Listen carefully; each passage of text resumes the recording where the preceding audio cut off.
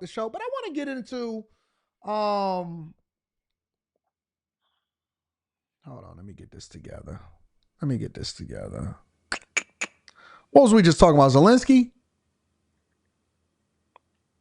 I want to get into Jasmine Crockett, y'all. All right. What's that? 4? All right, we cool. We got that. So a lot of y'all that really like Jasmine Crockett, and I'm trying to see what the appeal is. It's a lot of people that like Jasmine Crockett, and I'm trying to understand what the appeal is. And I'm not talking about, ooh, I like her on some, ooh, I want to be with her type of stuff. No, I'm not talking about that type of appeal. I hear people saying, this is crazy. I hear people saying that Jasmine Crockett is presidential. Took me out. I heard people say that Jasmine Crockett is presidential. Threw me all the way for a loop. I said, you lied to me. But of course, Jasmine Crockett ran over to MSNBC and CNN. And the minute that she caught wind of what happened inside of the White House, she decided to do an interview and she apologized to the world. On behalf of the United States of America, like we asked her to do so. Let's get into it, y'all. While some Republicans are defending President Trump's actions, my next guest is apologizing to the world. Jasmine Crockett is a Democratic congressman from Texas and sits on the House Oversight and Judiciary Committees. And I'm awfully glad to have you here because I read what you said, apologizing to the world. And I want to go deeper into it because you said, I'm sorry that the bright light America used to be is dimming. Why did that whole interaction seem to be so distant for you, for what the U.S. stands for? Besides the fact that we're talking about an ally, we're talking about Ukraine, a country that was invaded. First, it started off with trying to change the facts. We don't live in a world of alternative facts, trying to change the reality of who invaded who.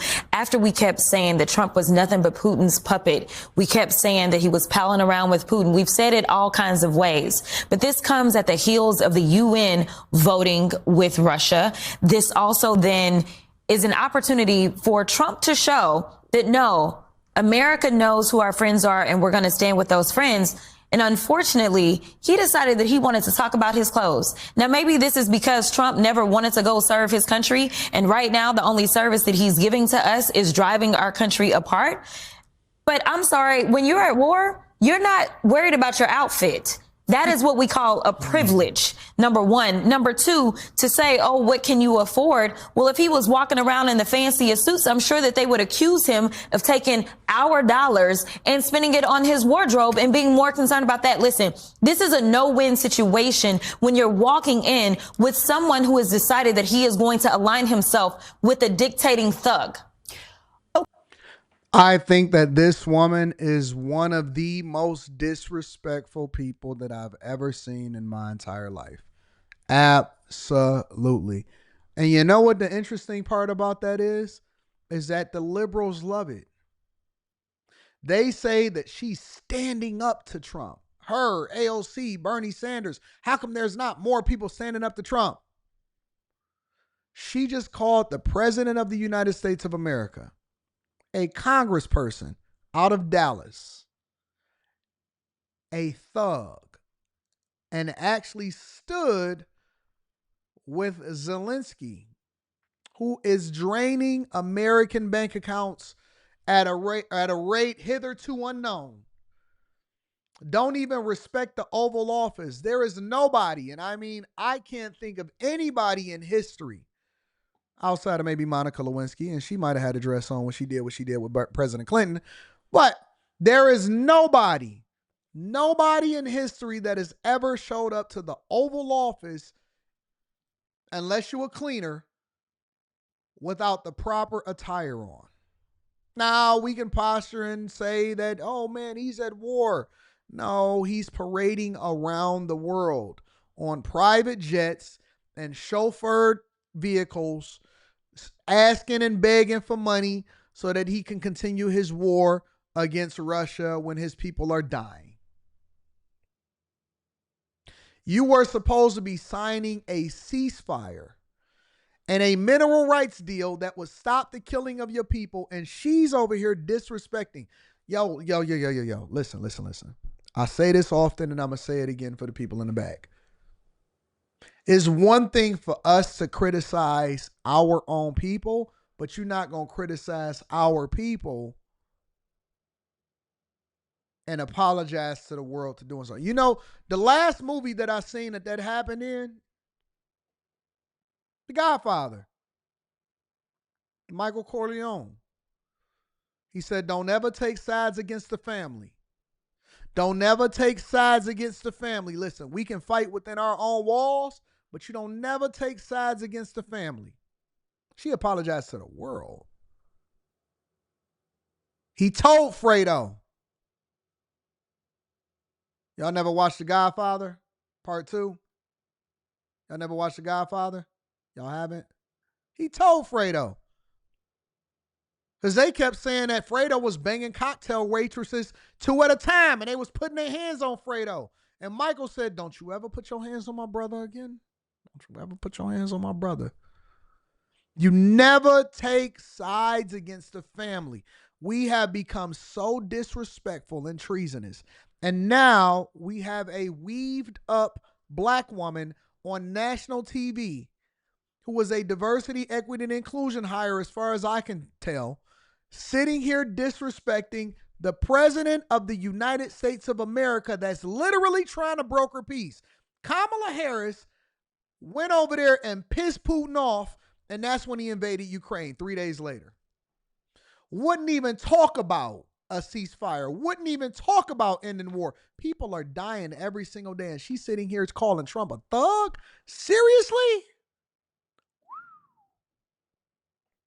Okay, so to that end, we know before the exchange, what was supposed to happen was there was going to be the signing of this preliminary mineral deal, at least, right? Aiming to end the war, but without Trump committing to any security guarantees.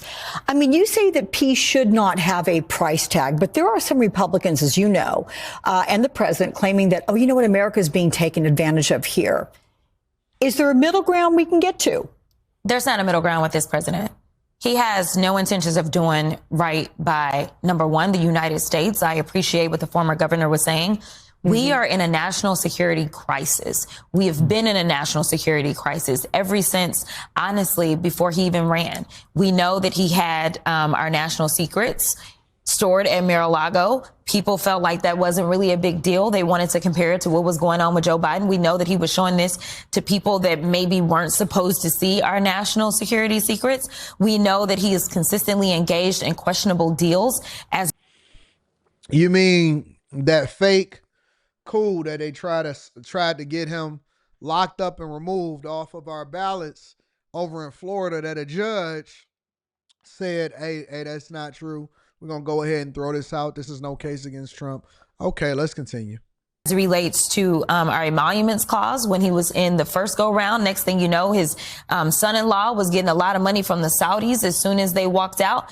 And so right now, and not to mention, he has decided that his DOJ will not prosecute cases that engage in any type of foreign nefariousness when it comes to getting money. So unfortunately, we have someone that is occupying the White House. And as far as I'm concerned, he is an enemy to the United States. He swore an oath just like the rest of us. But right now, when you are literally putting us at risk, all because of what? Because you want to convince your followers that you should be a dictator too, that you should never leave the White House because you don't believe that elections should take place. I don't really understand what is going on. And I don't know what it's going to take to get people to wake up. She called Trump an enemy to the United States.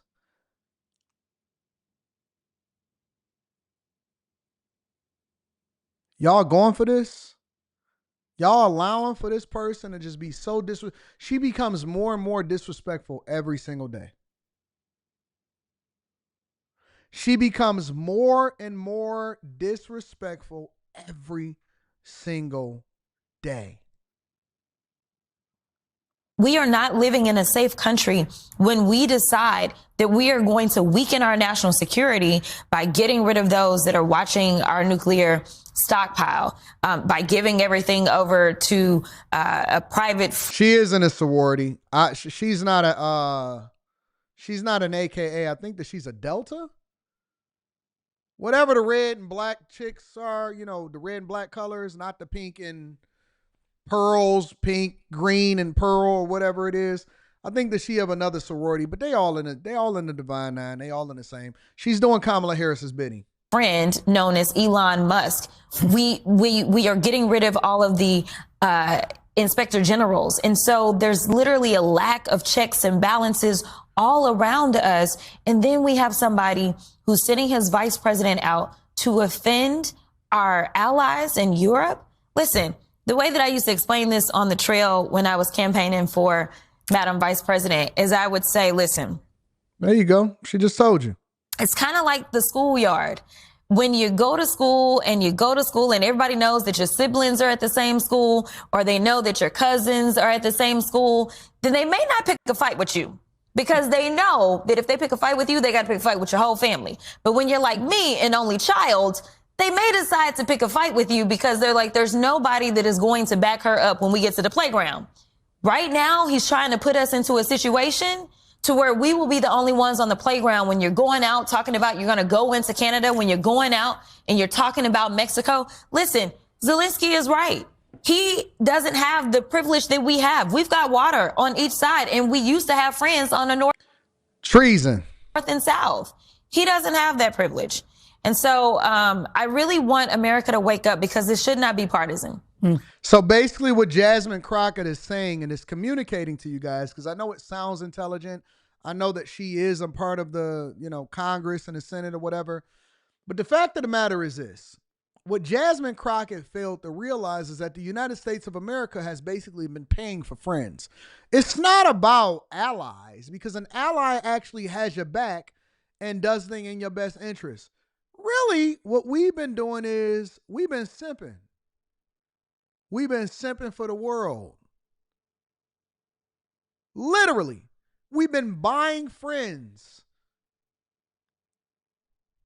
And Canada, Mexico, Ukraine, and everybody else in the world knows it. They say, yeah, we just going to program the United States of America in our phone as food. We are, America up until Trump has got into office, is the guy that is being programmed and everybody else's phone is food.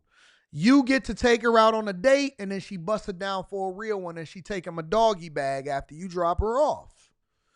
Trade deficits, allowing for people to empty their jails and let all of their migrants into our house.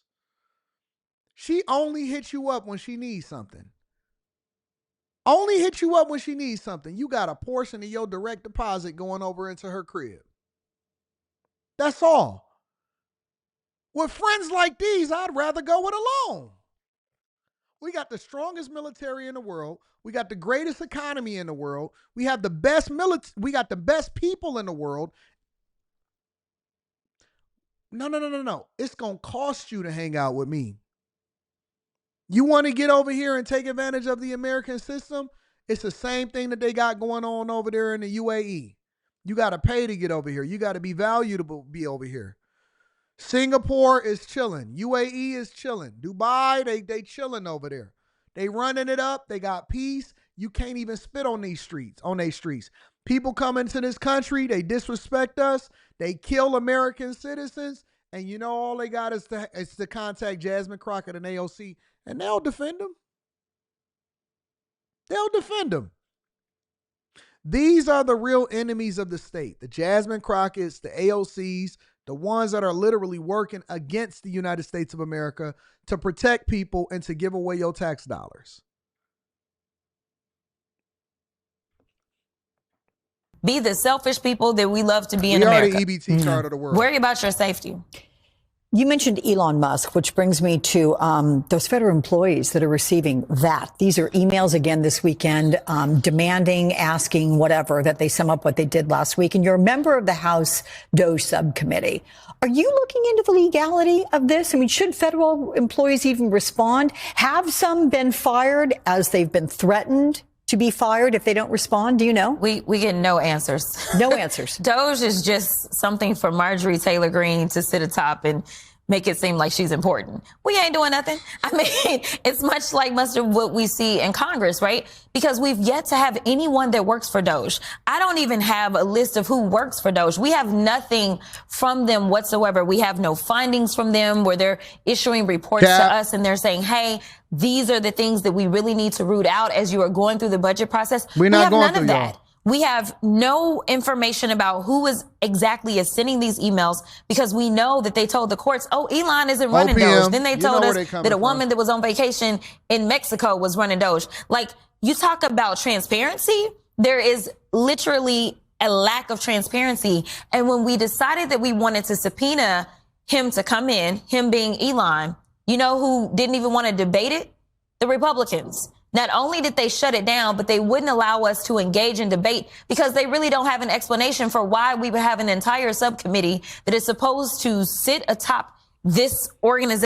Listen. The old way of doing things is done. We're not going to sit here and debate with you.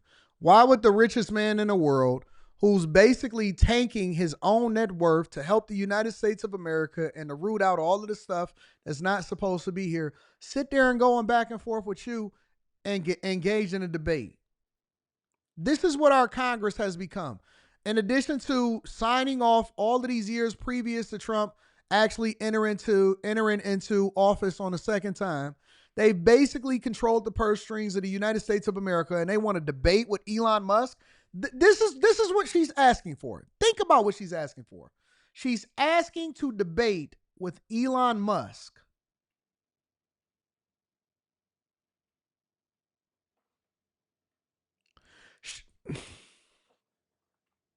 Let me say it again for the people in the back. She's asking to debate with Elon Musk. She wants to get into a debate, and she wants Elon Musk to answer to her and say, hey, this is what we found. Do you think that we should cut this out? A person that has never built anything in their life. Didn't even have anybody running against her on the Republican side in order to win their seat. She wants the richest man in the world that's doing America a service. He already got somebody that he need to answer to. He don't need to answer to you. Or whatever it is, because it's not really an organization. And they don't want to bring in the guy that is the face of it. Can I ask you, is it also a little bit because they're afraid to go up against Elon Musk and Donald Trump? Well, I don't know if they're afraid. I just think they're wusses. I mean, you know. All right. Enough of the name calling. Kevin Samuels told us that the minute that you start throwing ad hominem attacks, you already lost the argument. Make sure y'all hit a like for the algorithm, subscribe to the channel, and turn on your notifications. I just can't believe that y'all even over here considering Jasmine Crockett. People will do anything. Y'all need to have y'all voting rights stripped from y'all, honestly. Y'all do. Y'all need to have y'all voting rights completely stripped from y'all because y'all saying some of the craziest stuff that I've ever seen in my entire life.